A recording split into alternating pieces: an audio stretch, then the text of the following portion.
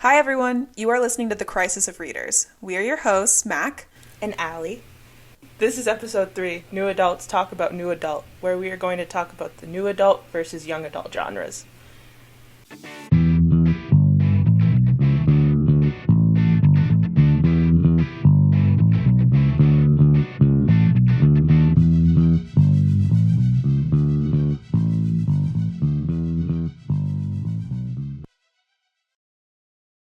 Hello and welcome, Readers in Crisis. Today we're going to talk about the new adult genre. So we had kind of picked this episode topic, and in very formerly PhD student fashion, I immediately hit peer-reviewed literature to find out if there had been some studies about what the new adult genre was. And I kind of got in a deep dive. So the format of today's episode is I'm going to share some of my findings with Ollie about the new adult genre, and then we're going to discuss our opinions. Yes. I am excited to learn something. So let's just hop right in on what you found. And I'm sure I have a lot of comments. I definitely have historically liked the new adult genre, at least what I thought was the new adult genre, which I've always associated it with fantasy books that were marketed towards people who were 18 and over, I think. But I didn't really know a lot about the history of the genre, so I kind of I was time to go read a peer-reviewed article. So I found this one by Jodi McAllister. It's called New Adult Fiction, published in 2021 for anyone who is interested. So the new adult genre kind of started as an actual term in 2009, which was way before I had ever heard of it, I think. And it was actually just part of a submission contest by St. Martin's Press. So they basically had said that they wanted... St. Martin's Press was a publication company. And they said that they were looking for submissions that were for fiction that was similar to YA that could be published and marketed as adult. So a sort of older YA or new adult. It kind of... so this idea of this new adult genre was really spearheaded by a guy who's called... Go find it. Oh, his name is Dan Weiss. And it was him and his assistant, Jay Jones. So the two of them really wanted in on this new adult genre, which was basically books that were marketed more towards 20-year-olds. So Dan Weiss had quite a lot of YA publishing experience. He apparently was involved in publishing The Vampire Diaries, as well as Gossip Girl, Pretty Little Liars, and The Sisterhood of Traveling Pants. Quite a lot of pretty iconic YA literature, I would say. So he had kind of... so him and his assistant had come up with this idea of new adult and put out this submission contest. And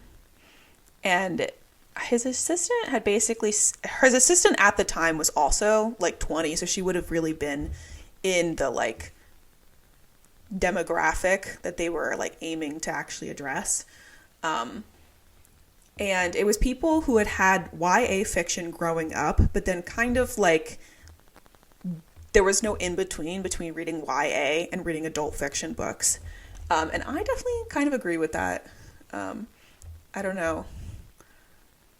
That's my biggest pet peeve, I think, right now with how bookstores are set up. This is where my interest in new adult and young adult, why I think that we need the distinction, and why I thought I like to talk about this. I wanted to talk about this topic.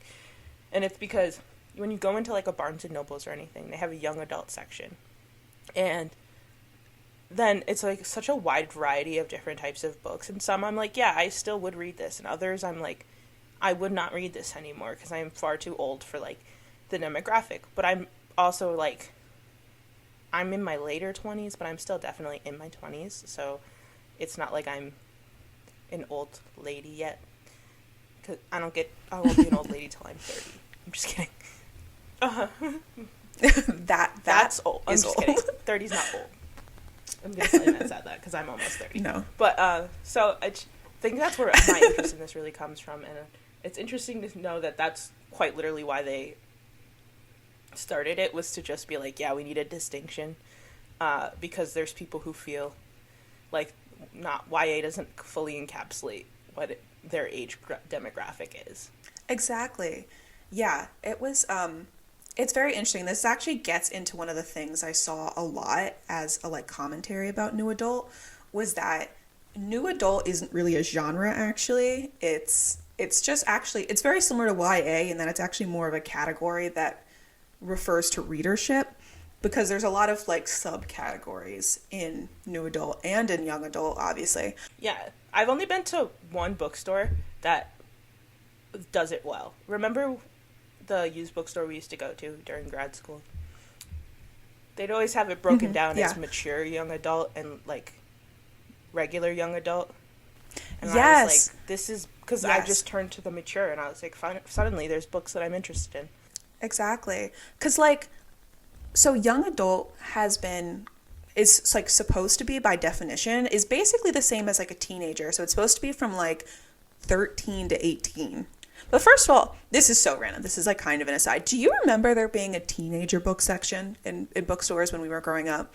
Yes, I do. And I think that's where I got confused, is because I feel like when I was a kid, there was a teenager book section until I was about like 15, 16, and then suddenly it was just YA. Exactly. Yeah.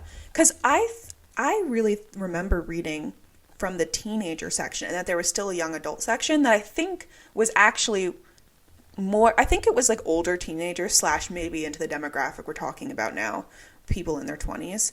But like, yeah, I definitely remember there being a teenager section. But young adult, but also the ages between like 12 to 18, that is such a big demographic, because that covers books like Gone, right? Where the main characters are like, what? They're like, I think they're like 13, 14, maybe a little bit older. Yeah, they're like 13.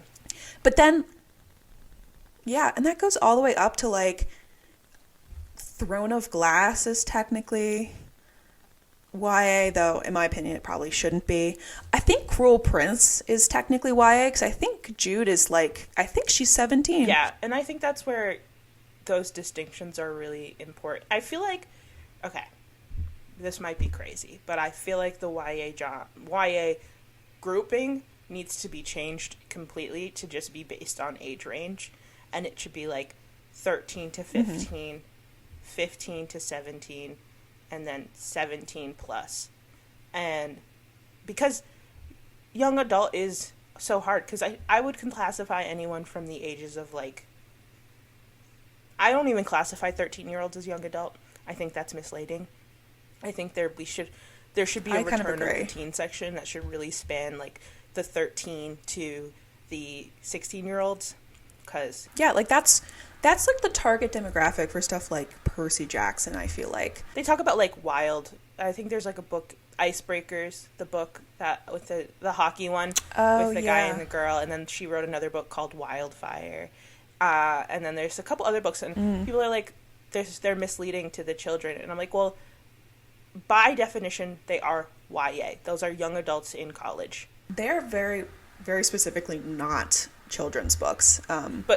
But by definition, they could fall into YA, right? Like they're young adult college students, as opposed to a 13-year-old, which they're also saying is a young adult. So we should really bring back a teen section and do that from like 13 to 16, and then 16 and up into a young adult, and then like 22 and up as like new adult. Yeah. Well, what's interesting is apparently, so this was interesting.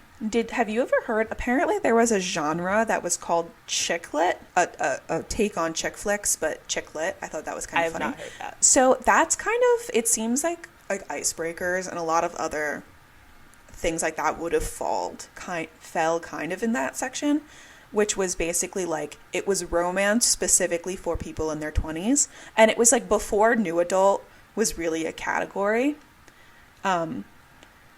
So originally when new adult was starting to gain popularity as like a term and a category, I guess, people were like, oh, this is just chick lit again. But a lot of people said in like things I read that new adult is just college age romance that has sex in it, and I kind of disagree with that classification. Like a lot of contemporary romance, I do think falls under new adult. So like I like Icebreakers, and Colleen Hoover was an unfortunate, very common occurrence in reading about this. But I would also say a lot of like fantasy books where the protag is like 19 or over are definitely not meant for teenagers and should definitely be in this kind of like new adult genre. But it's also kind of confusing because like I know you haven't read Throne of Glass, but like I think at the beginning of the series she's like 17.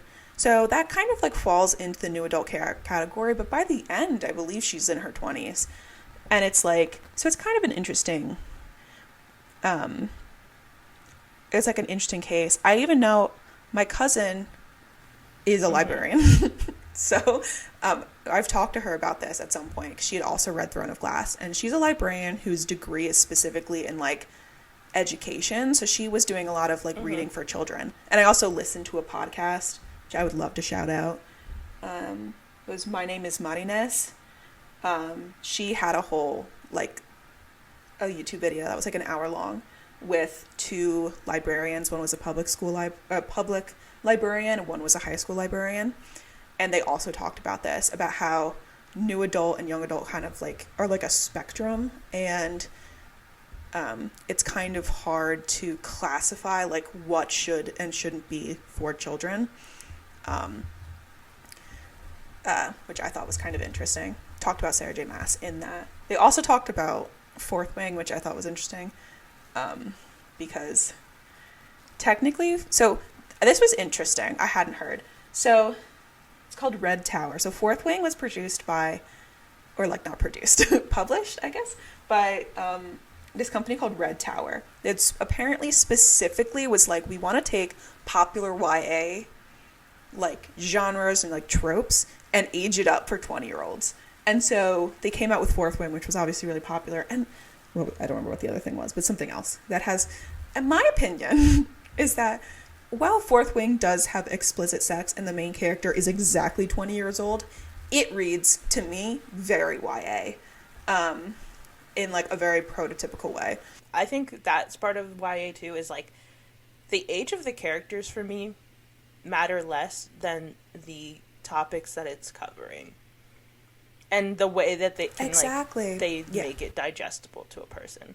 Like, I think, like, a 13-year... And, like, sex is always part of all these talks because people are like, how early do you expose your kid to that and stuff like that and, like, talk about it. And I think it's really a kid-by-kid basis and the in-depthness of how they're talking about it. Because, like, I read Twilight when I was in 8th grade or something, 7th or 8th grade, and there is some scenes, but they're so fade to black that it's like they're very I didn't get anything other than that. Like, they did that, and I was 13.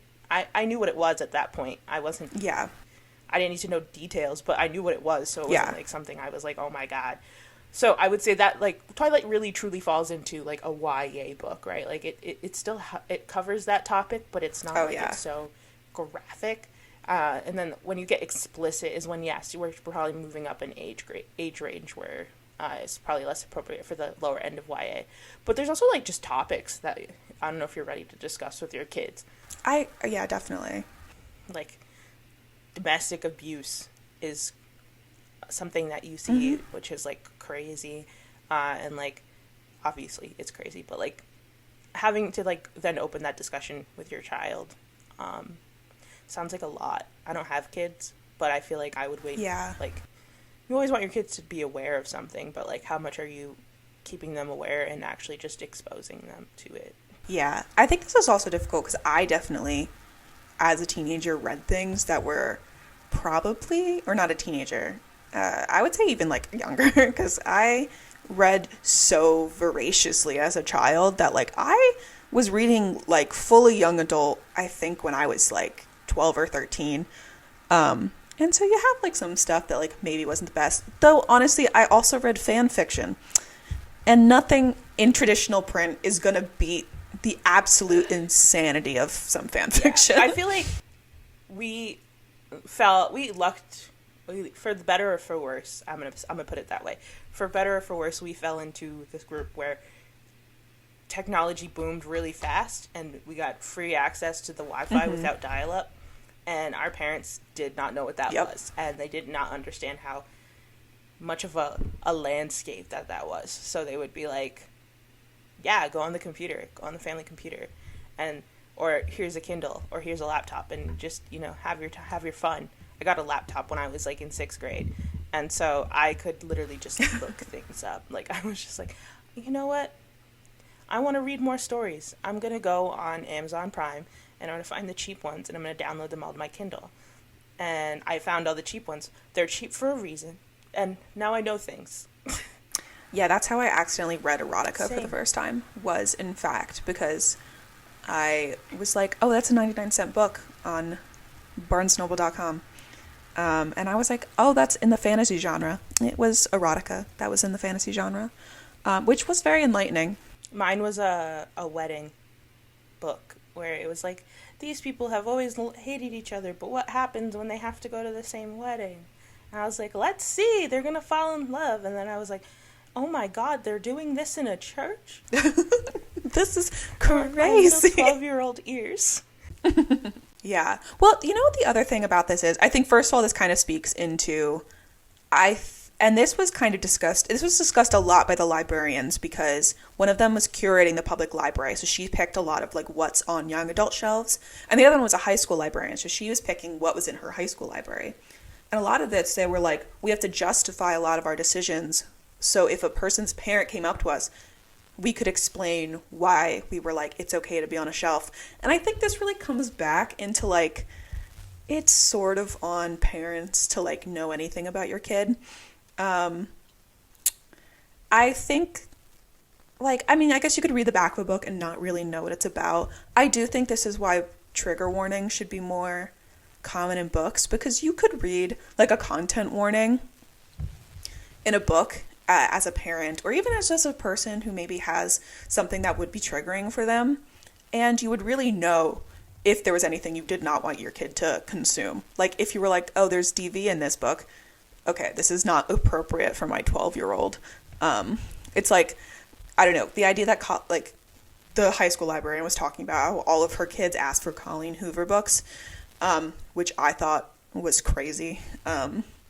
But I don't know. I did just think of a series that I think covers intense topics, but doesn't have any like sex in it, but covers intense topics that I would classify as new adult versus young adult. And it's what we talked about last week, The Naturals. I think The Naturals, the content in it, and the like depth they go into like murder investigations and stuff like that might be a little too much for like a 13-year-old or something. That's fair. But I do think it would be appropriate for like a high schooler, you know what I mean? That's what I mean. A high schooler could read that. But that's why I think the genre itself needs age ranges, because like a 12 to 13-year-old, maybe even 14-year-old, that might be a lot for them. They're just getting through like the beginnings of puberty. But like a high schooler, like 15 to 17, they probably love these books. But like exactly. but that's a book, right? Like, I don't think the younger end of YA could handle some of those topics if this is their first exposure to them, and like they do get kind of like I was at points was like, ew, and I don't really get eked out by that stuff as much. So like, but they like. I was going to say, I think, like, the general classification and the way people try to break it down based on, like, the explicit content of, like, sex, there's none in that. There's barely a kiss. Yeah, I agree. I think that the like, it's, that was a really common theme I was seeing, especially in that article by Jodi McAllister. She talked a lot about how a lot of people have tried to actually, like, define what new adult is as a genre. And the inclusion of explicit sex was one of them. And it was also something that they talked about a lot about in the My Name is Marinés podcast. They were talking a lot about how sex is often used as the cutoff point between young adult and new adult. But I don't really think that is an helpful or even like a really useful like a cutoff point, because I do think that it's like a book like some of the John Green books have pretty explicit sexual content. I would not say those are new adult. I would say that those are solidly young adult and are good for teenagers to read. Well, yeah, I think that's part of the older generation. I think we're changing that as we've gotten further into education and stuff, but the idea that like if you don't talk about it, kids won't do it. That's not. Yeah, which is just not true. So I feel like sometimes it's okay to talk about it. Epidemic of teen pregnancy. Like, it's not like kids never figure it out, but it's like, do it in appropriate steps. Like, my mom censored Twilight for me by reading it first and then being like, yes, this is at a level that my child can handle and understands. They can read this. Exactly. Like, I know my parents did not read everything that I read, simply because I was sneaky and a very quick reader. However, I will say that they did know a lot of what I read, especially when I was in like middle school, because they made like a concerted effort to like know things about me and like ask what I was reading.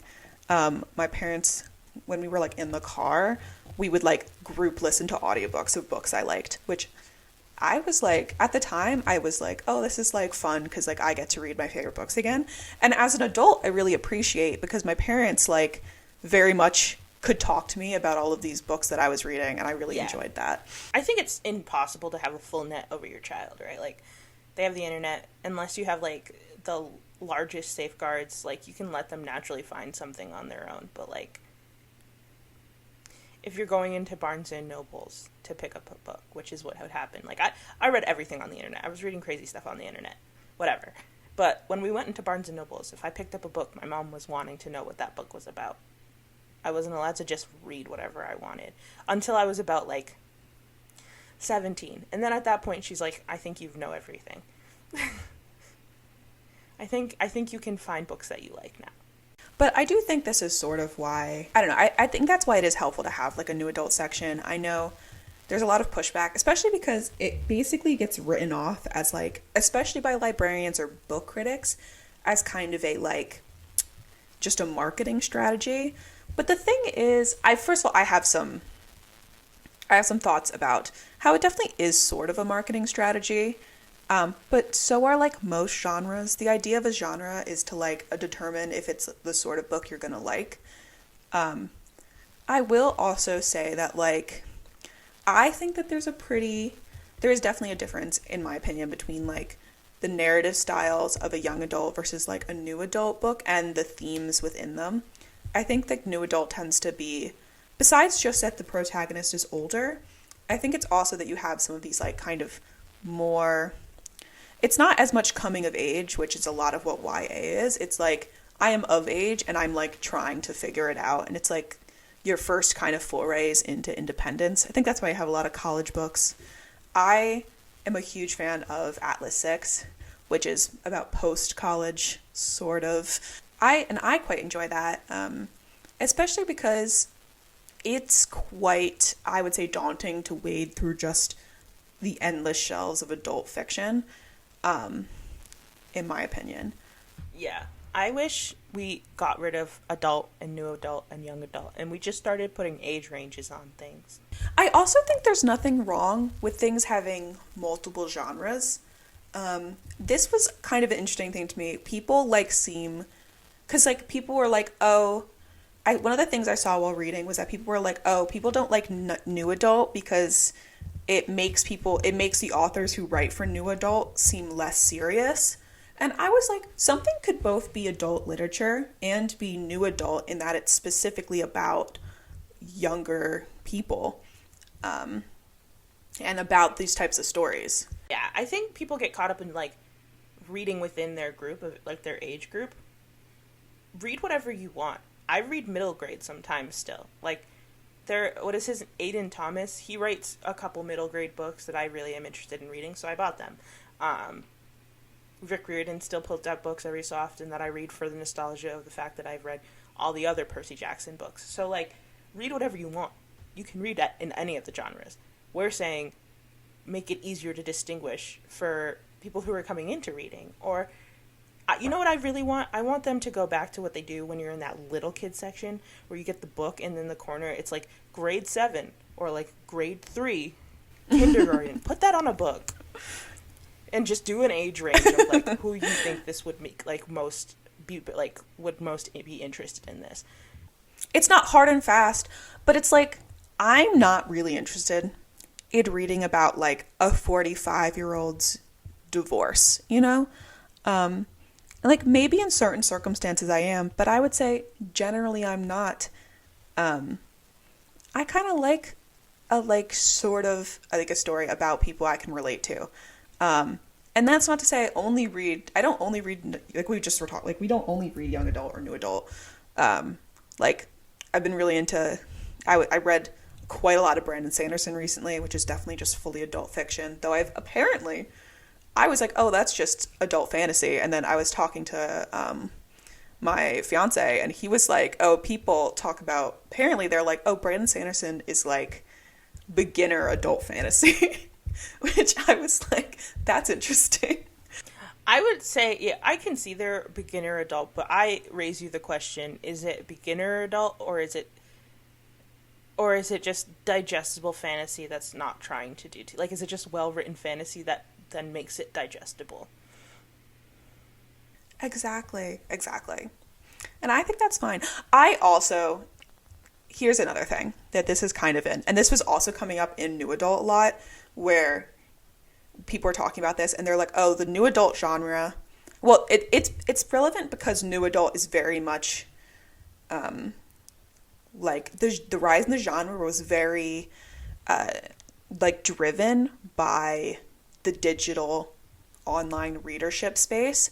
So things like Goodreads was shelving things as new adult when no bookstores, no libraries had a new adult section.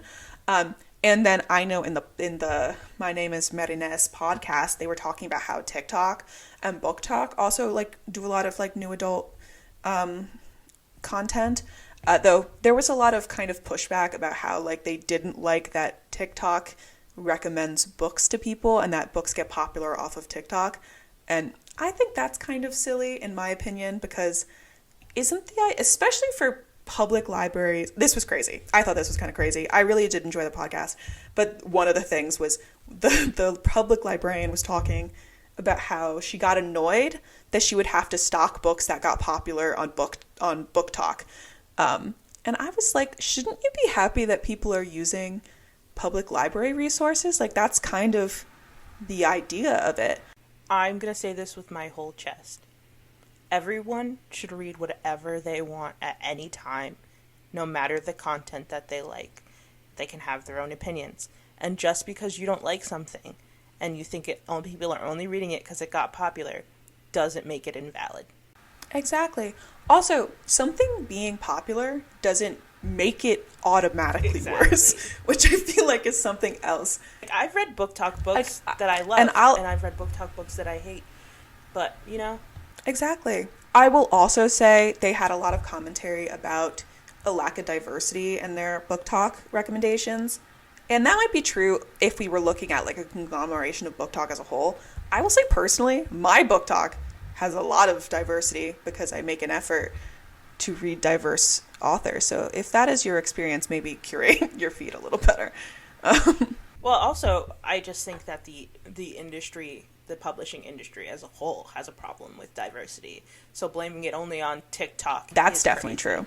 I think if you want any media that you're taking in to get book recommendations from or to like learn more about books, you have to put a concerted effort into diversifying it yourself. It's not, I think, yeah, so if the librarian, this is my opinion on that, but like my idea is like if the librarian was like, yeah, it's very white coded or whatever, and it's not diverse enough. Like, pick books that you think are similar to them and then make a display about it. Like, that's your job. If you want to prioritize that, you have to put in the effort of, and not just blame on everyone else on not wanting to read them. Give them ideas. Yeah. I do that all the time. I'm like, I know this very popular author wrote this book, and I'm very interested in that.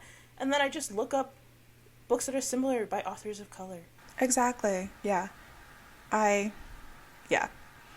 definitely, like, a lot of the stuff about the need for increased diversity in books is definitely true, but I think it is counterproductive to be like, this has to start and end with individual readerships, when it's really, the idea of getting more diversity in publishing really needs to happen from, like, a top-down kind of point of view, where, like, publishers should make a concerted effort to actually pick up more authors of a diverse background, and then, like, bookstores should make an effort of displaying those authors in a, like, concerted way, which is part of why I like small bookstores, because oftentimes they do stuff like that, which I quite like, especially because a lot of it is just like, oh, I saw this book, this looks good, I want to read it, you know? It's almost like institutional racism is institutional and can't be solved by one person.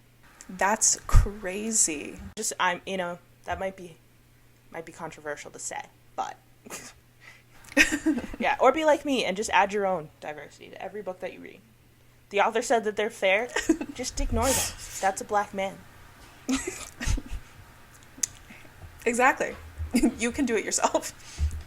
They said everyone in that book is straight. Not to me, thank you. Rick Riordan did it to his own books. Rick Riordan said, I said Annabeth was white with blonde hair, but this girl encapsulates her so much that this is Annabeth. And that right there is how I approach every book. And that's so fair. That's not to say that people should just not put diversity in books. You should definitely put diversity in books. But there are a lot. It's a complicated issue that can't just be put on the individual reader, like you said. Yeah, and I do think that, like, blaming something, like, I think that individuals in the book talk community should do their best to, like, promote a variety of authors, especially, like, raising minority voices is, like, a very good thing to do. I think it is counterproductive to just blame book talk as a whole and be like, well, why is this thing that's for people talking about books they like not showing more diversity? Especially when, I don't know, a lot of communities on Book Talk are around certain series. Like, they're like, oh, I read this one series, and they all talk about that one series, Yeah, it's all what you've curated. And there's just, like, exceptionally bad takes, and just, like, marketing that comes into it. You build a platform, then suddenly book publishing companies are coming to you, right? Like, they want you to market their book. And publishing companies have their own issues, right? And then there's horrifically bad takes. Like, I've seen someone on TikTok be like, I don't need to diversify my reading and I don't need to do this, as opposed to just talking about, like, using your platform to talk about books you like, but also, putting in that effort is, like, really important. So as long as you don't have, like, a horrifically bad take, I'm never going to be like, this person is a bad person because they didn't cover every aspect of everything when they're just talking about, like, books they like to read. This was another interesting thing that was kind of in this, it was in this discussion that I was seeing while reading and listening, was that people didn't like the new adult genre because it was another, like, barrier that, like, women or minority authors had to get over for their books to be considered, like, real literature. And then at the same time, people were also talking about how, so they were like, oh, if a woman writes a book, oftentimes it's just considered new adult, even though a book that was similar written by a man would be just in the adult section. And I'm not going to hypothetically fully disagree with this, but I will also say,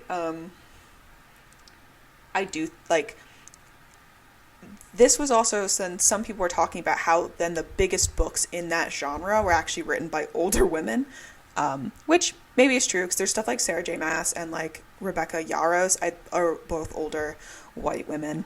But there are definitely but that's also kind of like, there are definitely new adult books that are quite popular that are written by also new adults.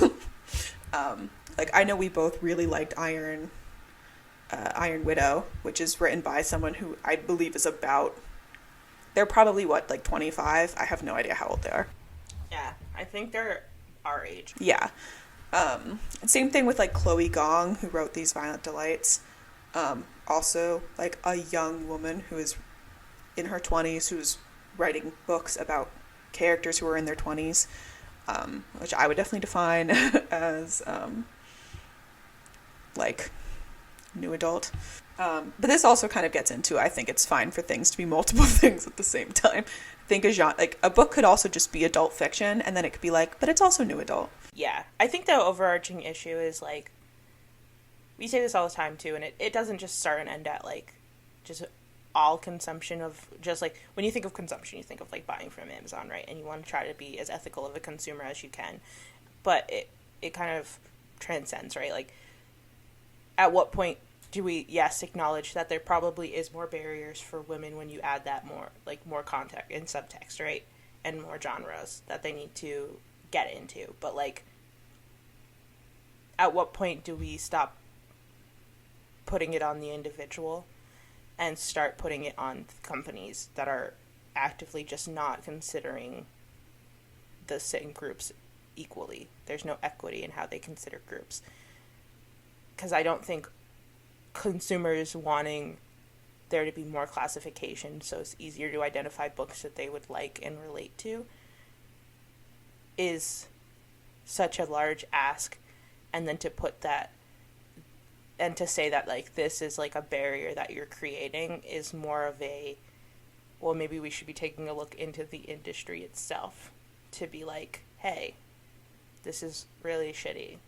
Yeah, I agree. But I think the function of a lot of these genres, I don't think it's necessarily about the author all of that much at all, actually. I think it is mostly about like who is the potential readership, and it's about identifying books that like a reader is going to like. And I think that's good, especially considering like, I don't know, people have trouble sometimes getting into reading. Like, we obviously read a lot, and some of our friends read a lot, but we have at least one friend who does not read anymore. Yeah, I just also think like maybe what I'm getting caught up onto and what other people get caught up on is that we need to start really talking about the fact that there's genre and demographic. And we should start separating them by that. Like, we can separate a bookstore by demographic and then by genre. Which is what they do now, but when you start saying, like, young adult, new adult, and stuff like that, it's like people can't get over, like, how do you find the cutoff, and what do you think, like, what was the demographic? And that's why I think we should do age ranges, because, like, what was the demographic you were aiming for? Oh, and, like, and then like having genres even within these like demographics, like almost every young adult section is then further organized by genre. Like there is a science fiction section, there's like oftentimes there's specifically a dystopia section, there's the romance section within it, paranormal or contemporary or whatever. I'm like, this is not a crazy thing to believe could be done.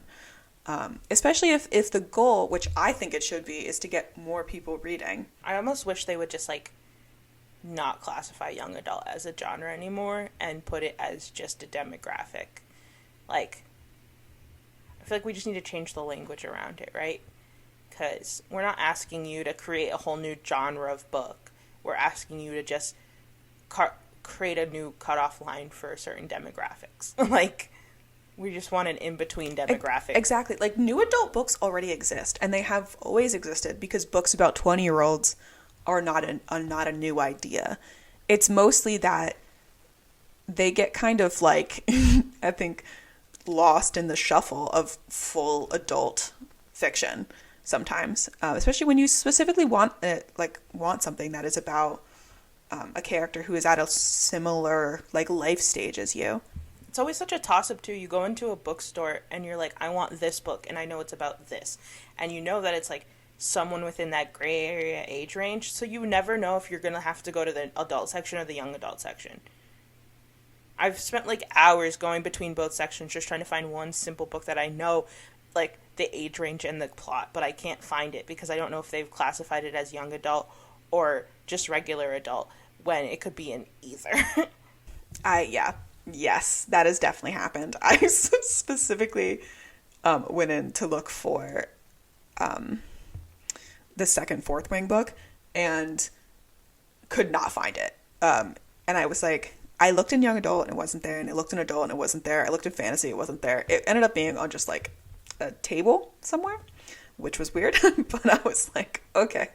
That's what I mean. I feel like sometimes even like publishers and stuff don't know what to classify, or like stores don't know what to classify it as. And it's like, yeah, because it's like it falls in that weird in between, and it's almost like we need a teen section and a young adult / new adult section as separate entities because there's gray area stuff. Exactly. Also, this is part of why I think it is so helpful to have things like Goodreads and things like Book Talk and BookTube, where people are self-classifying books about what they believe it is, and then you can kind of go and be like, oh, that is something I enjoy. I like this book that they've said is similar, which I found a really cute, the term that is apparently for this, which is, there's apparently a little term for categories made by users tagging content without paying attention to best practices or how librarians might classify a book. It's called folksonomy, which I thought was kind of cute. It's a play on taxonomy.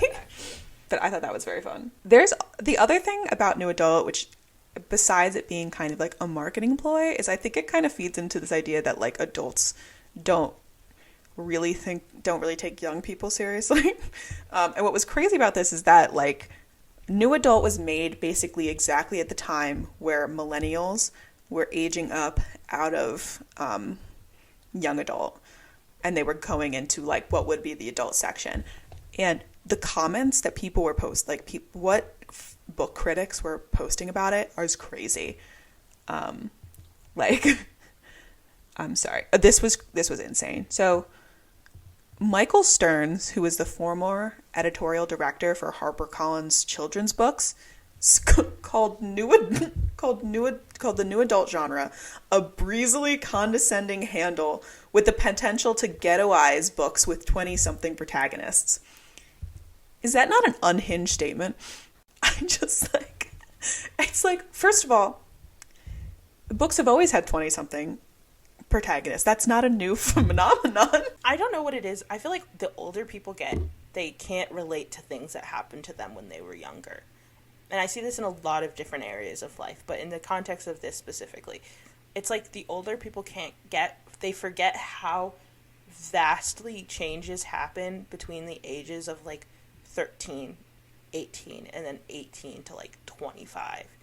Like, it's not like every year you've made such like large differences in your thought process in your life and stuff. Like, that's when you're finally like 13 to 18 is when you're really going through like all those big changes. It's kind of like thinking of it as like a toddler, you know, like from ages like 1 to 5 or 1 to 6, where they just change really rapidly, really fast all the time.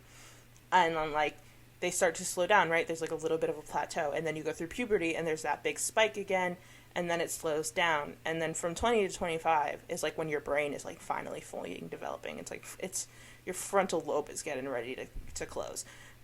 And so I feel like sometimes they're like, yeah, you just want like to be exclusive. And I'm like, no, I just need you to understand that like between a 20-year-old and a 22-year-old could be having a vastly different experiences simply because that's how fast life moves at that age. Exactly. No, very much so. Even I would say the difference in how I perceive the passage of time between college and our PhD was even kind of wild. Like, technically, I was in a PhD program for the same amount of time I was in college, and it felt so much shorter.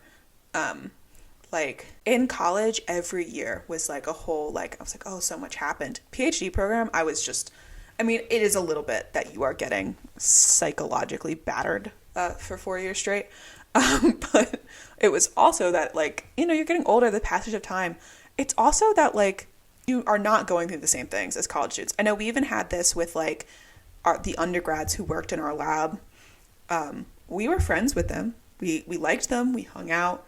We were not like, there was still definitely like a difference in that we were in different life stages. Like, you know, we were chummy, but we were like, we're not going to drink with you. Sorry.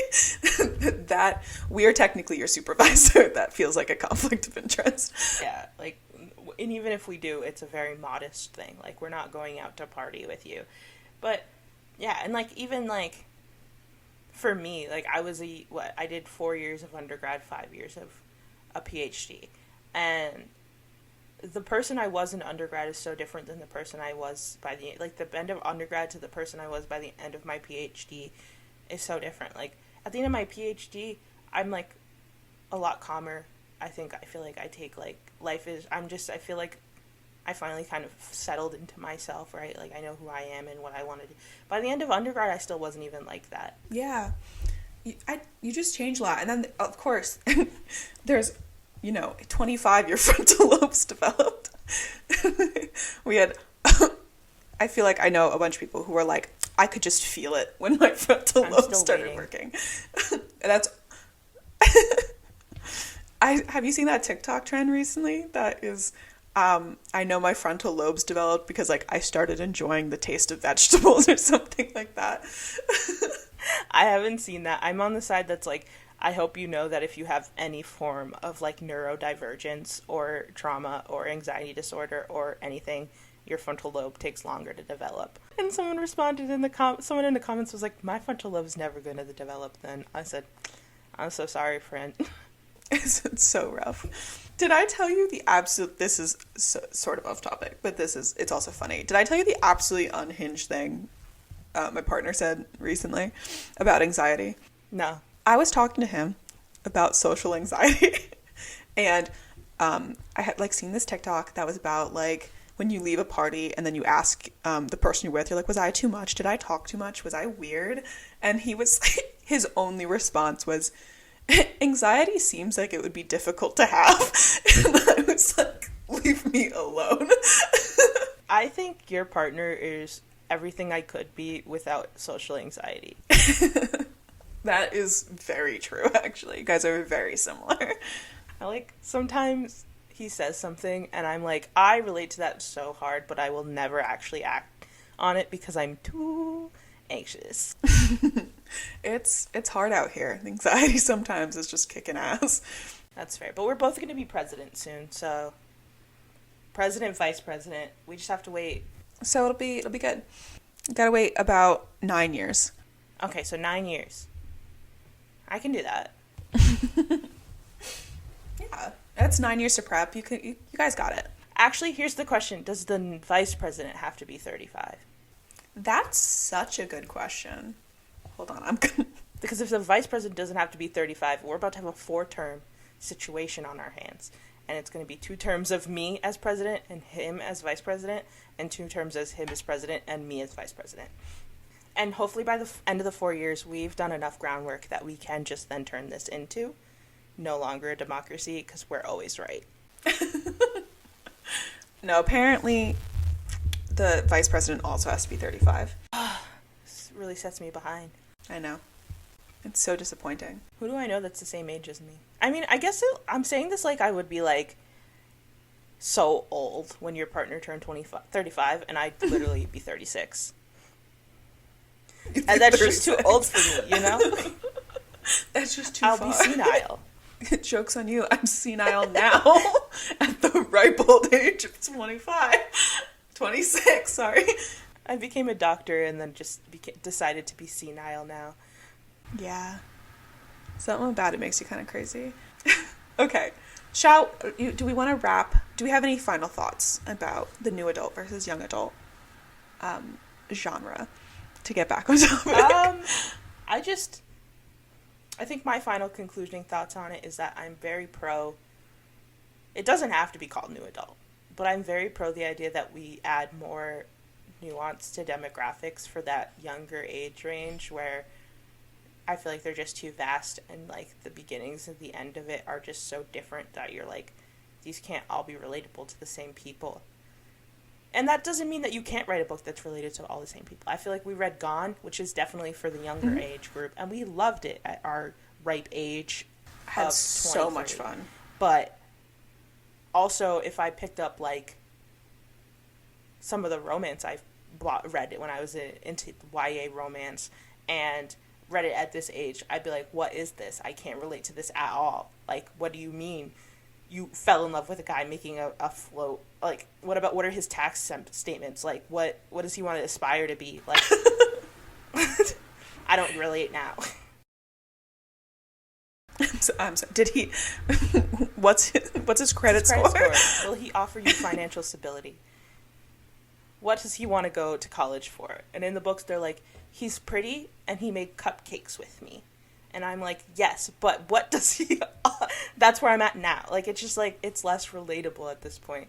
And so I just feel like those classifications, and there are obviously issues within the publishing industry, and I'm not going to say that anyone's differing opinions aren't valid, because there definitely are things to like bring up and talk about and stuff. But like, my stance as of now is that I think it's a necessary thing, and I think it could make life easier for not only someone who's trying to get back into reading and like the reading consumer, but also parents who might be trying to gauge what their kids are reading and have an understanding. And parents are allowed to be like, you can read whatever you want, right? Like, a parent could be like that, but it makes it easier for a parent who doesn't want that, or it makes it easier for a parent to understand, like, what level is their kid at right now? Like, maybe you're not limiting it, but you want to kind of have an idea of where your kid is at and, like, what they're reading and what people think are, like, the normal benchmarks. Yeah. No, I agree. I agree that I am not, like, married to the term new adult, but I do think that there is something...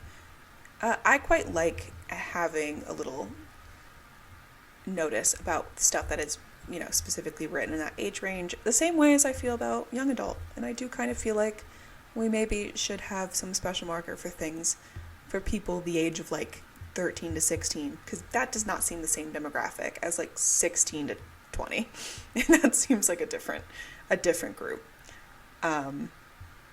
But this was really interesting. I really enjoyed getting to hear different takes. I really liked getting to hear about from librarians about it. I thought that was really interesting.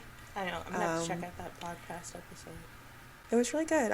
It's linked in our. All right, I'll notes. I'll listen to it.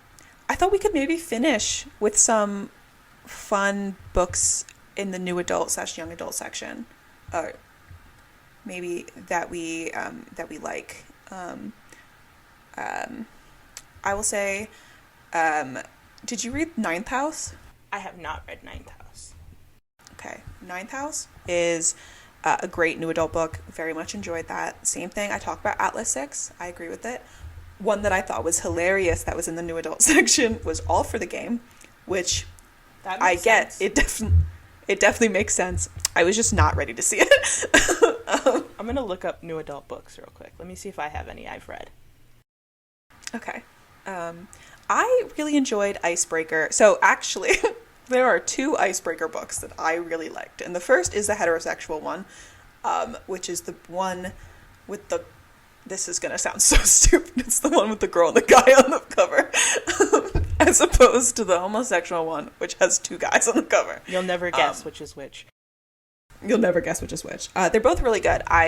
They're different. The heterosexual one was crazy to me in the fact that, like, they have sex crazy places. I'm not into reading about having sex crazy places because I'm thinking of logistics. This is similarly, I quite like Casey McKinnon books, but I did read One Last Stop, and some of the sex places was not for me. Let's see. I have enjoyed historically Sarah J. Maas books, and I would classify those mostly as new adult. Yeah. All right, let's see. I'm looking up if the new adult books. There was a truly upsetting amount of Colleen Hoover. Colleen Hoover really apparently runs the new adult section, which was upsetting. I've read Red, White, and Royal Blue. Hell yeah. Have not read Fourth Wing. And I probably never will. Wow, I've read not a lot of these. I'm not going to lie. I just feel like, the Love Hypothesis. Got big opinions about the Love Hypothesis. We'll do an episode on it, don't worry. We will. I feel like a lot of these are just romance books, and I don't read a lot of romance. Let me rephrase. I don't read a lot of straight romance. The Vincent Boys! I did read that one. That was one of those really cheap books on Amazon. I would not recommend it. It's crazy. I shouldn't say I wouldn't recommend it. It's actually not that bad, but it's definitely something wild. That's all I can say about it. Oh, the after books are considered YA, are new adult. You know what I saw on Goodreads that was considered new adult, and I don't know about that. Shatter Me? I could see it. How I would have pegged that as fully young adult. But fair. I could see how it would end up in a new adult. I don't think I would read. I agree with it. Okay. That's fair. That's valid. Because, like, they have, like, I feel like they're the idea that she's, like, trying to find herself, and then there's, like, these very heated makeouts and some sex with the characters. Like, I could see how it would. I don't think that it's that deep. I don't think they're graphic enough where I'm like, a child should never read this. This is too far. But I could definitely see it. I think it's funny. I think, The Secret of Ella and Micah. See, a lot of those books that I read that I was like, I probably shouldn't have been reading it that young, are falling into the new adult books. Like, that checks. And they're all those books I bought on Amazon that were, like, cheap at the time. And I was like, I don't know if I should be reading this, but, here we are. So I guess that's where a lot of my reading of the new adult genre comes in. Thank you for listening. We hope you enjoyed this week's episode of The Crisis of Readers. If you are enjoying our content, please subscribe. And we will be here every Wednesday